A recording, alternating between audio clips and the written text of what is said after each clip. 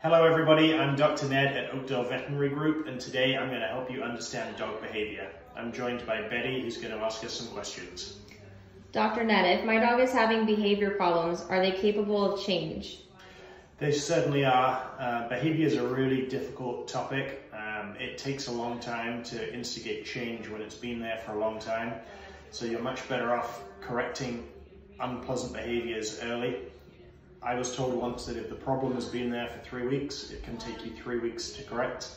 If your problem has been there for 3 years, it may take you 3 years to correct it.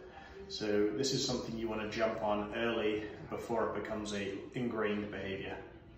When should you start obedience training with your dog? Straight away.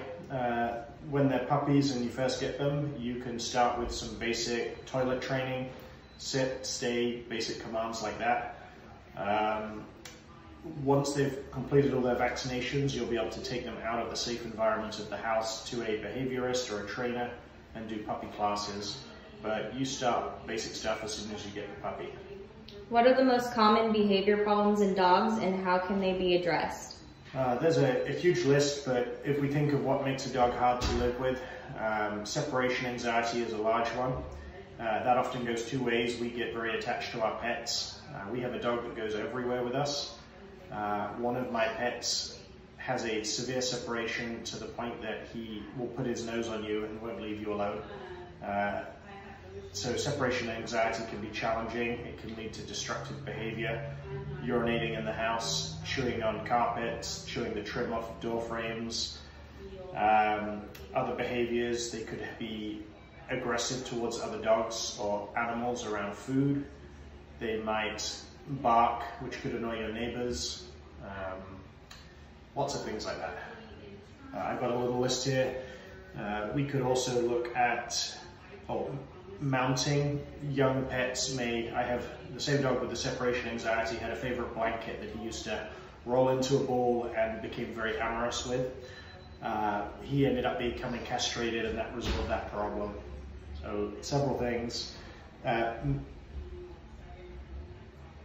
Chewing. A lot of dogs through boredom will chew on objects like your slippers or your shoes.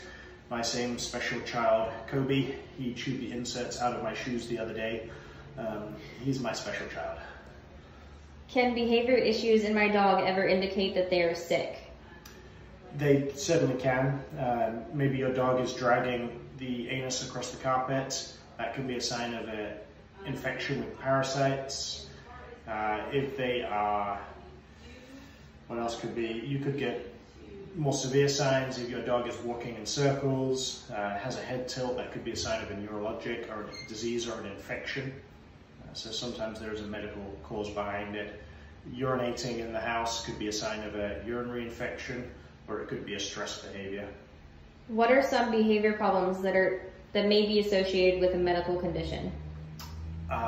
We touched on a couple of those. If your dog is urinating in the house or maybe having an accident in the bed, that can be a sign of an incontinence or an infection of their bladder.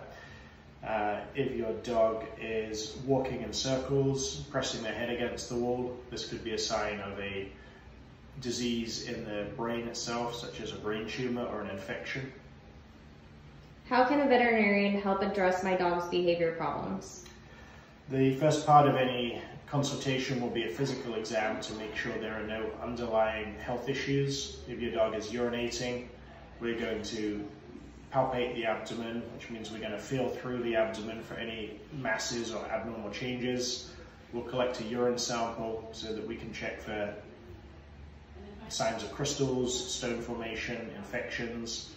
If we rule out a medical cause, we could be left with a behavior issue, and at that point we would either direct you to a behaviorist or we may be able to help with those questions ourselves. What other dog behavior management options are available?